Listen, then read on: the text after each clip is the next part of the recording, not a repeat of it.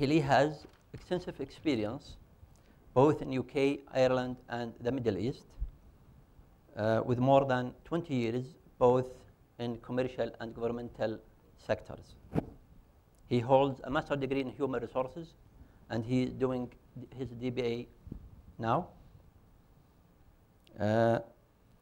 Peter is really steered organizational development and do a consultation and executive leadership roles across of the full HR cycle, a regular expert speaker and chairperson for HR conferences. His most recent contribution have include engaging line management, managing diversity, business sustainability and succession planning, talent management, HR matrix, and regional employment ethics. Welcome, Peter, for our session. Thank you. It's yours. Thank you very much. Can everybody hear me with this microphone? It's lucky you gave me one because my real voice is very quiet. So, Assalamu alaikum. My apologies for having to address you in English, although I've been in the region for some time. I've made 4 attempts to learn Arabic, and I'm just not a linguist. And when I did try, my Arab colleague said, please, speak English. Good morning. It's very nice to be here with you today. I don't know where the presentation is to be projected. Sound, yes? Okay. And will we see the So, Peter, you will have 25 minutes. Yes. Might be a little bit. Okay, so what I'm going to do is maybe just continue to reinforce what the difference is between employee satisfaction and engagement, and then also look at how this, maybe some models have come into this internationally, and how it can maybe be not such a good idea to simply adopt those models, but maybe to do what we're doing here today, which is to continue to develop the local focus on how the right kind of things for human beings actually translate into the kind of environment that we prefer or is more usual for us. How do I move? So engagement started really with satisfaction. Are people okay? If you look at the hierarchy of needs in things like Maslow for motivation theory, these are the hygiene factors, the things which if they're not okay, people are very unhappy. But if they are okay, it doesn't mean they're actually doing much more to make your company successful. So that led into being much more interested in how involved are your employees with their jobs, with their co-workers, with their leaders and managers, with their customers, and with the work itself. What does it do for them? What makes them better employees, more productive, more interested in having a good environment and in having a good result to their efforts? So, as I said, this is the connection that people have with their work. And what we're looking at is how committed the employee is to the overall success of whatever it is you're trying to achieve in the company itself. Now, there are different levels and different ways in which people actually become engaged. What we're looking at here is, first of all, there's the engagement that we think we know about, our conscious, our rational engagement. And this is why we all know that we're not concentrating only on the package, that we can pay people quite a lot of money and have very good benefits, but they may still not be fully working with a good heart as if they were the owners or the customers of your business.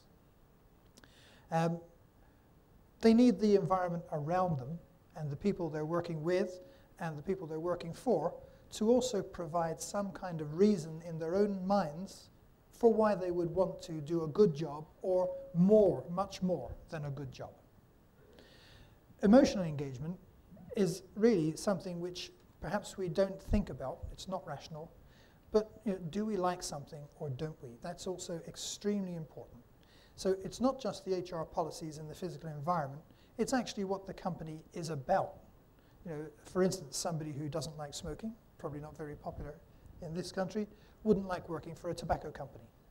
And maybe people are, we're all ordinary people, we all take our job opportunities where we can, Sometimes we're lucky enough to really decide what kind of business we would like to work in, but other times we're working for a business which is actually the job that we can do.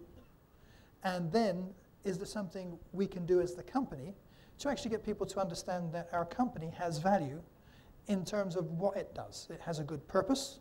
That good purpose can be as simple as making money for the shareholders, or making money for the business owners, or providing something for the community or the society. But communicating this and understanding employees, have feelings about what they do and may not know the full purpose of the company is something else to give a lot of thought to. And that's why you need to kind of ask them what it is that the company is about, and do they actually align themselves with that. And then you see the results of this. The engagement becomes in their behavior. Are they really, really interested in talking to that customer and making that sale? Are they really, really interested in solving the problem, if they're working in the municipality, of the person who's coming to them for a service? The difference between just doing your job and being there every day, and really making sure you do everything you can to make that job successful because you like it and you agree somewhere with what you're doing, that can really make a huge difference to the money you spend on employees and on trying to provide services or products. So this is what we call discretionary effort. It's the things that you don't have to do, but if you're engaged, if you're committed, you do it because you actually want to. And these are some of the things you'll see when people are actually engaged. Now, depending on where you are in the world, how that engagement is allowed to be demonstrated may be restricted slightly. In some cultures, I know here, also maybe if you're in China, for instance, it may be difficult for you to actually make suggestions to your boss or change the way things are done very easily. I think most human beings, all human beings, it doesn't matter about their culture, they all have these inclinations to make things better. But whether they actually feel they can say it or do it or actually have the power to do that really depends on how we run our companies and what our management style is. So we're all in the world in a change, and just thinking in our HR systems about whether people have a good idea but it's not really their place to say it in their own minds, how can we change that and still maintain the traditional values of how things are done and what the courtesies are.